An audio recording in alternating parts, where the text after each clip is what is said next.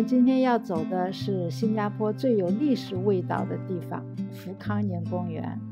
这座小小的山丘是新加坡的记忆宝库，从古代的马来王宫到殖民总督府，再到军事要塞和地下地堡，它见证了这个城市很多关键的时刻。这里曾经是来福士的官邸，后来成为殖民地总督的官邸。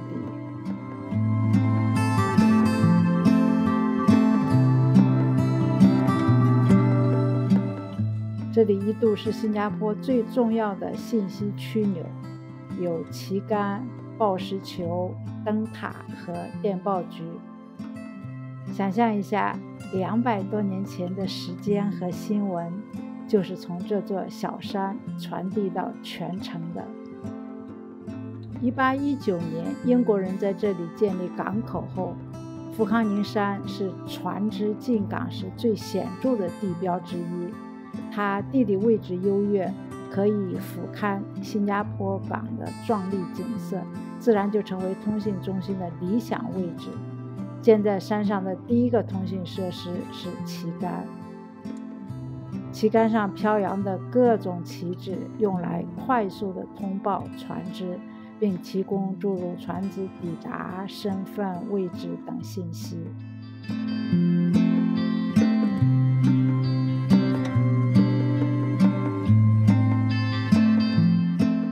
福康宁灯塔1903年建成的时候，它是新加坡河入口最重要的导航点，从海上驶来的船远远就能看到山上的灯光和旗帜，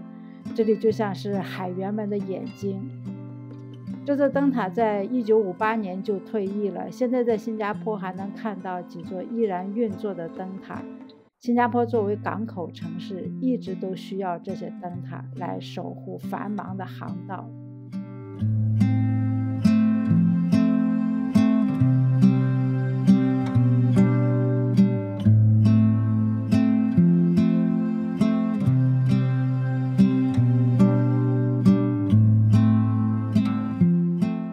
福康宁公园的一棵特别的榆树，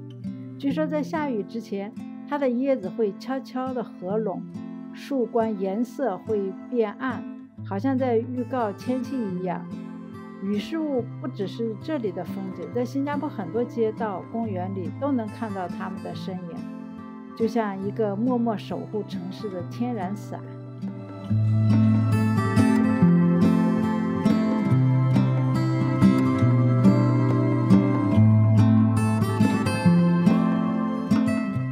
眼前的花园是福康宁山的亮点之一，它试图重现14世纪山上皇家花园的场景。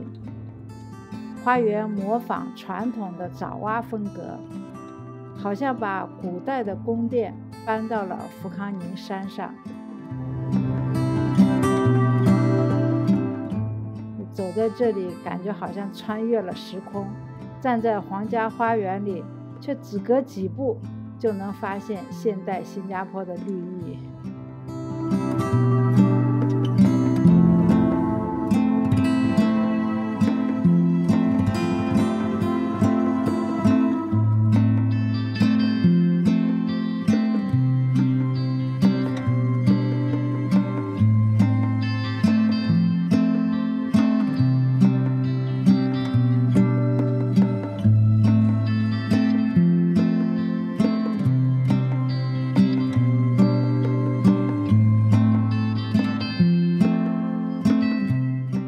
这里摆放着一门19世纪的老炮，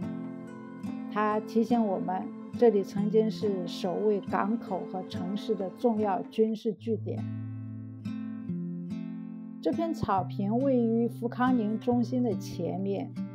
如今是热门的活动场所，经常举办音乐节和各类的活动。今天草坪被部分封起来了，可能正好有活动，但另一面却热闹非凡。恰逢星期天，新加坡的女佣们休息，她们3、5成群地坐在地上聊天、吃东西、拍照，仿佛一场特别的周末聚会。你看背景的墙上还保留着历史的痕迹，这妥妥的过去与现在的交汇。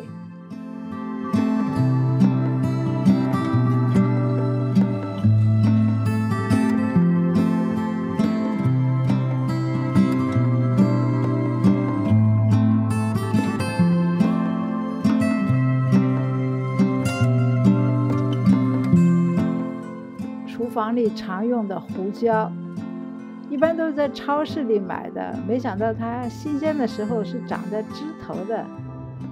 我还是第一次见到。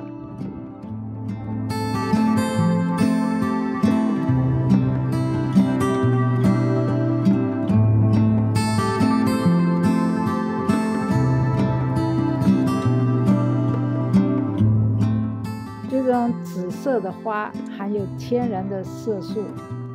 常被用在娘惹糕和彩色的米饭里。而就在几百年前，这些看似普通的植物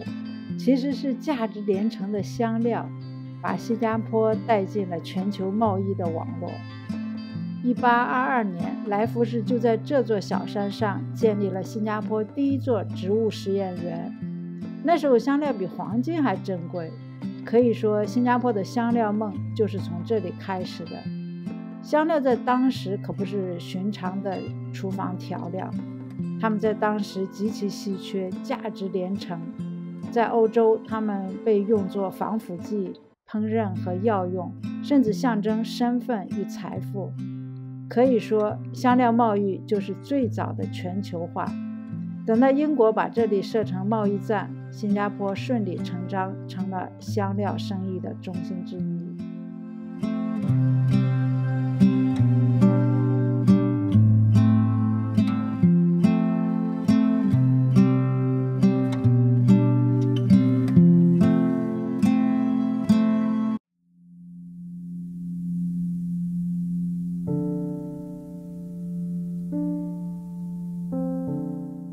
福康宁遗产画廊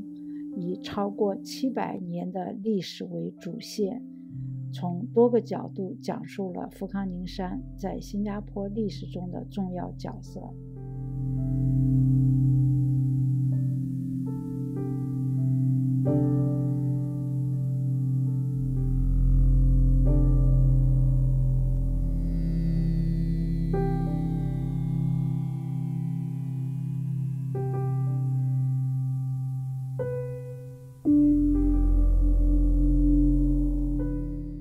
地下9米深的战备地堡，曾是英国在东南亚的指挥中心。1942年2月15日，马来亚司令长官就在这里做出了向日本投降的决定，那一刻也改变了新加坡的命运。眼前的这栋建筑最早建于1926年，曾经是英国远东司令部的总部。楼内的楼梯通向现在的地下战备地堡，后来这里改建成福康宁酒店，目前正在全面的翻新，预计将以全新的品牌重新开业。眼前的这个小门是堡垒通向外界的通道，守军可以通过它突然冲出去袭击敌人。它也是福康宁山上唯一保留下来的突击门。眼前的建筑是炮台门，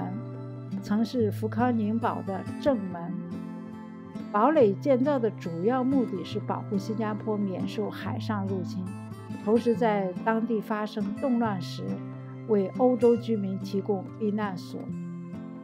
炮台门战略性的面向海滩，使入侵的海军难以悄无声息地攻入。穿过这道门，地面上的平面图展示了昔日山丘的面貌。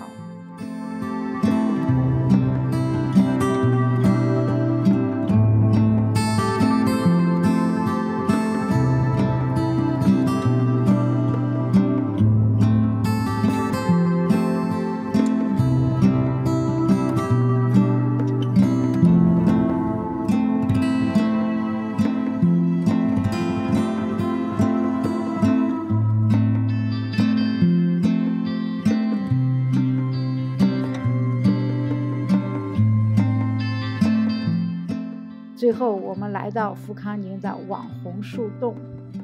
这里是拍照打卡的热门景点，人们喜欢在这里留影，也让这座历史悠久的山丘多了一份轻松和趣味感。